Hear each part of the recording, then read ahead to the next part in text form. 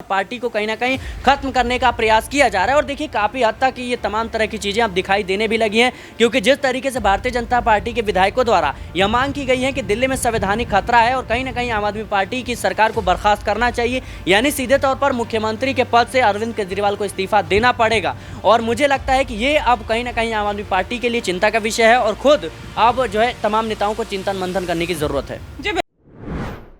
नमस्कार, मैं हुमायूं सिंह और आप देख रहे हैं नेक्स्ट 9 न्यूज। आज आपका बहुत बहुत स्वागत है हमारे खास प्रोग्राम सियासी पंचनामा में। आज बात करने वाले हैं दिल्ली की सियासत को लेकर। अरविंद केजरीवाल जिस तरीके से तिहाड़ जेल में बंद है, लगातार बाहर आने का प्रयास कर रहे हैं, लेकिन भारतीय जनता पार्टी और सीबीआई कहीं ना कहीं उनको बाहर आने का मौका देती हुई नहीं नजर आ रही है। दिल्ली की सियासत में एक बार फिर से राष्ट्रपति शासन लगाने की चर्चाएं खूब तेज हो गई हैं। क्या वाकई में दिल्ली में राष्ट्रपति शासन लग जाएगा या अरविंद केजरीवाल पूरी तरीके से एक बार फिर से दिल्ली के सत्ता पर कब्जा करते हुए नजर आएंगे? जिस तरीके से पिछले चुनाव में उन्होंने 70 में से 62 सीटें निकाली थी, क्या वही समीकरण इस बार फिर से दिल्ली में दोहराए जाएंगे या नहीं? आज इन्हीं तमाम मुद्दों पर चर्चा करेंगे और जानेंगे। हमारे साथ सिराज मौजूद है। सिराज, क्या लगता है कि राष्ट्रपति शासन लगाने की जो कवायद स्टार्ट हुई है, भारतीय जनता पार्टी की एक सोची समझी साजिश है? क्या प्रेस पॉलिटिक्स बनाने की कोशिश की जा रही है या फिर वाकई में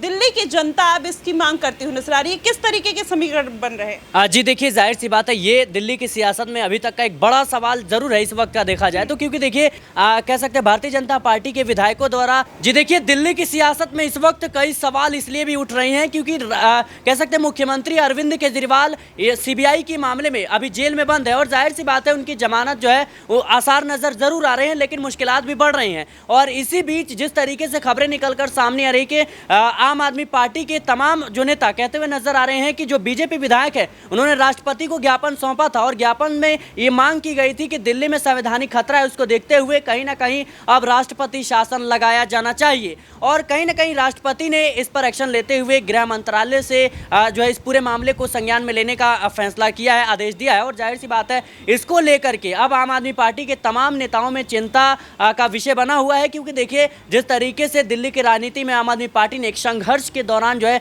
कमबैक किया, यूं कहें कि जिस तरीके से एक आंदोलन के जरिए आम आदमी पार्टी दिल्ली की सत्ता पर काबिज हुई, क्या अब वो आंदोलन का असर खत्म हो जाएगा? क्योंकि देखिए सत्ता में वापसी करना अरविंद केजरीवाल के लिए इतना आसान होगा नहीं, क्योंकि देखा जाए तो जिस तरीके से लगातार राष्ट्रपति शासन की मांग की जा रही है और राष्ट्रपति ने खुद गृह मंत्रालय को आदेश भी दिया है कि इस पूरे के पूरे मामले पर जो है अब कहीं ना कहीं संज्ञान ले, तो कहीं ना कहीं आम आदमी पार्टी जिस तरीके से मेहनत करके आई थी, सरकार जो है उसकी खतरे में है। और जाहिर सी बात है अगर ऐसा होता है तो आम आदमी पार्टी की केजरीवाल सरकार जो है बर्खास्त होती हुई नजर आएगी, क्योंकि देखिए दिल्ली में विधानसभा चुनाव नजदीक है और ये वो वक्त है जहां पर पार्टी को तमाम तरह की चीजें दिखानी पड़ेगी, तमाम तरह के जो विकास कार्य हैं उसमें और गति लाने की जरूरत है। और यहीं पे अगर सरकार को कहीं ना कहीं बर्खास्त कर दिया जाता है तो फिर आम आदमी पार्टी के लिए एक बड़ा झटका होगा, क्योंकि देखिए लगातार आम आदमी पार्टी जो है दिल्ली शराब घोटाले में फंसती हुई नजर आ रही है। हालांकि सुप्रीम कोर्ट से इस तमाम जो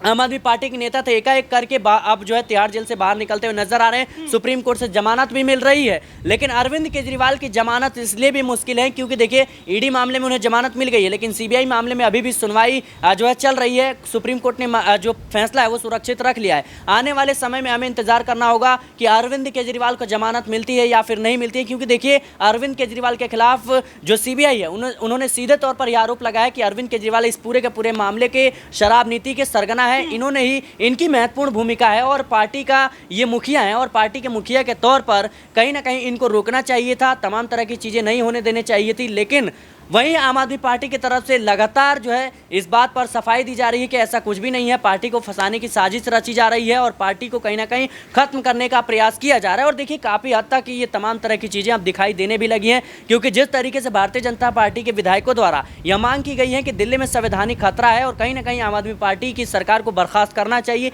यानी सीधे तौर पर मुख्यमंत्री के पद से अरविंद केजरीवाल को इस्तीफा देना पड़ेगा। और मुझे लगता है कि ये अब कहीं ना कहीं आम आदमी पार्टी के लिए चिंता का विषय है और खुद अब जो है तमाम नेताओं को चिंतन मंथन करने की जरूरत है। जी बिल्कुल, यहाँ पर कहीं ना कहीं ये बात जो आपने कही, लेकिन सिराज आज एक खबर और आई है जिस तरीके से पीएम मोदी डीवाई चंद्रचूड़ के घर पर गए और वहीं पर विपक्षी पार्टियां अब कहीं ना कहीं न्याय को लेकर सवाल उठाती हुई नजर आई। वहीं अरविंद केजरीवाल के केस में देखा जाए तो लगातार चाहे चंडीगढ़ के मामले से लेकर हो, चाहे संजय सिंह, मनीष सिसोदिया या के कविता, सबको राहत मिलती हुई नजर आई। लेकिन वहीं जिस तरीके से इलेक्शन कमीशन के ऊपर सवाल उठाया गया, वहां पर भी सुप्रीम कोर्ट का इन्वॉल्वमेंट देखने को मिला। अब ऐसे में पीएम मोदी का उनके घर पर जाना, कहीं ना कहीं विपक्षी पार्टी अब ये कहते हुए नजर आ रही है कि अब हमें डर लग रहा है ये तस्वीर देखकर कि आने वाले दिनों में हमें न्याय मिलेगा या नहीं, हम न्याय की उम्मीद करें या नहीं। किस तरीके से देखते हैं पूरे मामले को? जी देखिए, मुझे नहीं लगता कि इस तरह की बातों पर जरा भी ध्यान देने की जरूरत है, क्योंकि देखिए ये शिष्टाचार जो है एक मुलाकात है और जाहिर सी बात है अभी जो है गणेश महोत्सव चल रहा है और जाहिर सी बात है इसको देखते हुए जो प्रधानमंत्री नरेंद्र मोदी हैं वो chief justice of India DY Chandrachud के घर गए थे और वहां पे पूजा अर्चना की। हालांकि देखिए ये सवाल लाजमी सा है, क्योंकि देखा जाए तो प्रधानमंत्री का चीफ जस्टिस के घर जाना कहीं ना कहीं विपक्ष इसको एक बड़ा मुद्दा बनाने की कोशिश कर रहा है और कहीं ना कहीं कई सवाल भी खड़े इसलिए भी हो रहे हैं क्योंकि हाल ही में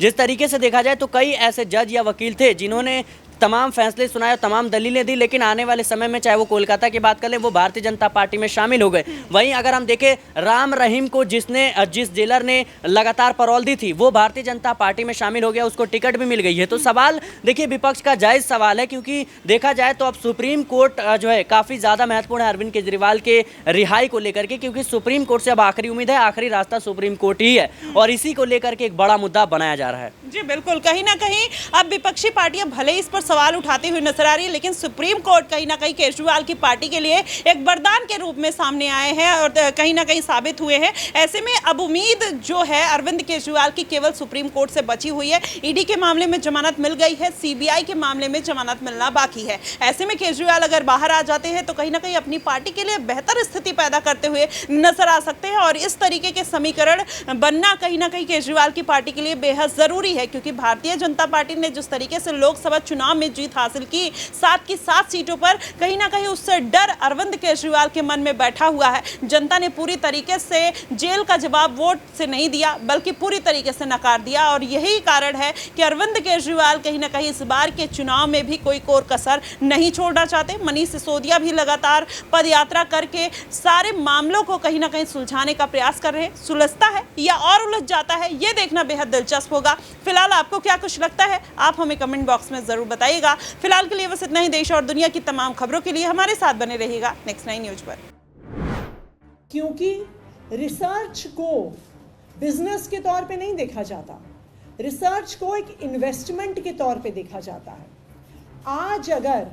आईआईटी दिल्ली में साइंस एंड टेक्नोलॉजी पे रिसर्च हो रही है, नैनो टेक्नोलॉजी पे रिसर्च हो रही है, बायोटेक्नोलॉजी पे रिसर्च हो रही है, नए प्रकार के कोडिंग प्रोग्राम्स बनाने पे रिसर्च हो रही है, मटेरियल साइंसेस पे रिसर्च हो रही है, किस तरीके से अच्छी सड़कें बन सकती हैं, किस तरीके से अच्छी गाड़ियां बन सकती हैं, किस तरीके से हायर स्पीड पे चलने वाले एयरक्राफ्ट्स बन सकती हैं। अगर ये सब रिसर्च आईआईटी दिल्ली में और अन्य शिक्षण संस्थाओं में हो रही है, ये आगे चलकर भारत के विकास में कंट्रीब्यूट करेगा। इनफैक्ट अगर आप आंकड़े देखने जाइए तो दिखेगा कि जिनको हम डेवलप्ड